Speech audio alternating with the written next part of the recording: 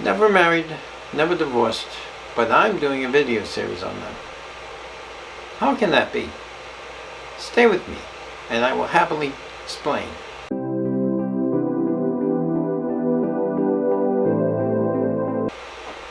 Greetings, daters of all ages.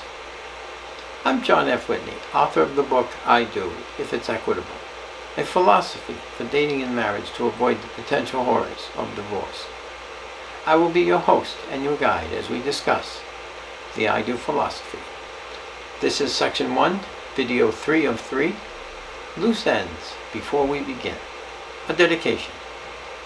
I'd like to dedicate this video series to my parents, who, despite the many burdens handed them by life, never lost sight of its greatest gift, their love for each other. My parents gave me this tie when I received my doctorate. It appears to be nothing more than a design, but it's my name inscribed in mirror image. What makes this tie remarkable is that it was made by a blind woman. Think about that. Not only did she have to inscribe my name, but she had to inscribe my name as a mirror image. Whenever I think I cannot accomplish something, I think about this tie and the amazing woman that made it.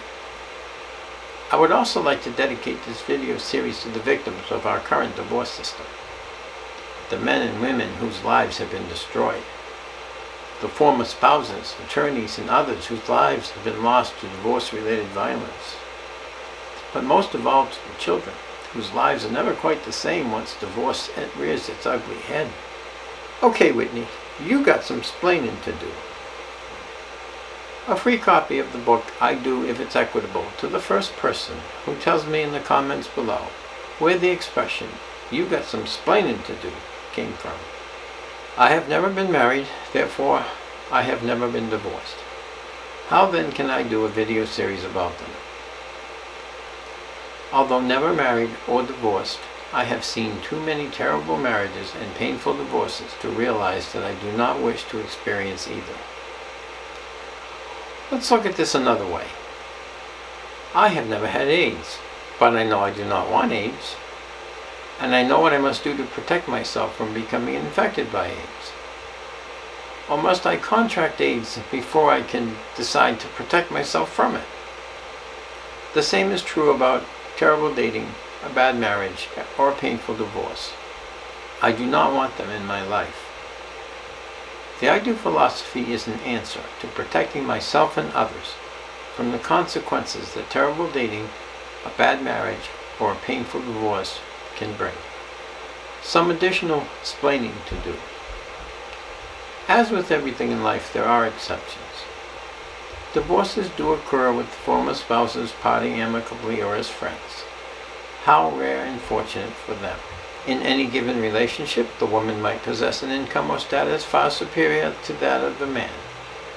Without doubt, some men might have an ulterior motive for marrying her. No problem. This philosophy will serve and protect woman and man alike. The relationship might not be heterosexual. No problem. This philosophy serves and protects regardless of the gender preference of the partners. You might already be married. No problem. It's never too late to adopt a philosophy that is fair and equitable to both partners. Finally, the I Do philosophy does not attempt to answer every possible dating or marriage situation or circumstance that may arise. It merely serves to establish a dialogue by which you and your partner might find your own answers. This is titled, "Do You Take This Man?" As a healthcare professional, it is customary for me to invite the patient's family into the examination room during the care I give their loved ones. One such patient, Mr. B, was accompanied by his wife of some 35 years. She had an obvious Mediterranean accent. Somehow the conversation arrived at a point where Mrs. B warned Mr. B that he best behave. If not, given that she had been Americanized, she would divorce him and take everything he has. He and I laughed nervously. Mrs. B then became suddenly serious and sullen. "Are you married?" she asked me, and I replied I was not. "Good for you," replied Mrs. B joyously. "And you be careful, or else you'll end up like my poor son." "What happened to your son?" I asked. "He meets this girl," replies Mrs. B. "At first she loves him. Oh, how she loves him. She claims that she will always love him, forever and ever. He marries her. She loves him so much she must have his babies. She must have everything expensive. Always something else she needs, that he must give her money for. She wants this house. She wants that car. She wants to travel here and there. And finally, when he says no more, she does not love him anymore. She divorces him and takes and takes and takes. Like that, everything gone. He has no house. He has no money. He has no life. He must live with us. He works all week and ends up giving most of his money to her. Then the weekend, he has the children. No money, no time for him. My poor son." Mr. B's eyes met mine. With irony dripping down the walls, a silent understanding passed between us. Neither of us said what we were both thinking. With one breath, Mrs. B was pleased to be Americanized, and therefore, if Mr. B did not behave himself, she would take him for every penny she could. With the next breath, she was lamenting the fate of her son, whose Americanized wife had taken him for every penny and personal liberty possible. When they departed, I paused to reflect for a moment. Something troubled me about Mrs. B's statement that she had been Americanized.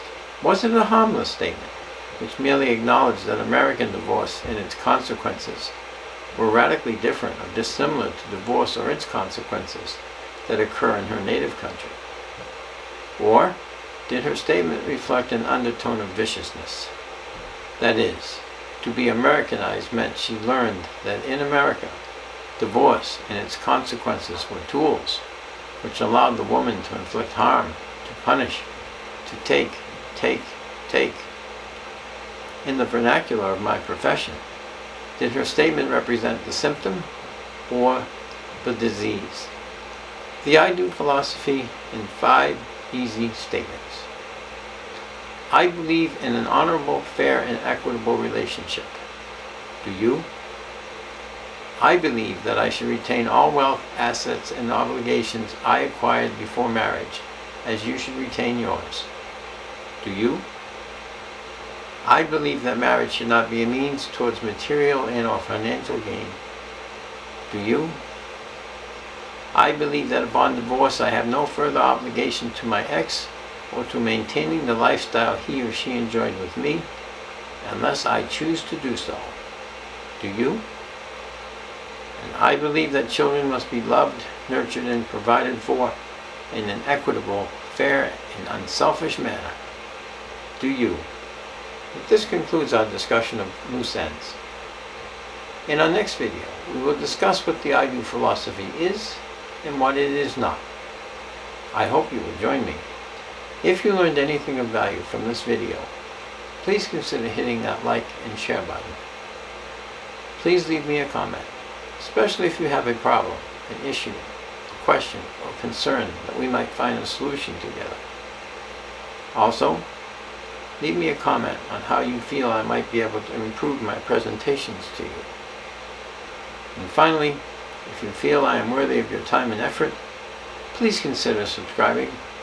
And don't forget to hit that bell icon so you can be notified anytime I upload a new installment of the I Do philosophy. Until next time, date wisely, date safely. And remember, I do, if it's equitable.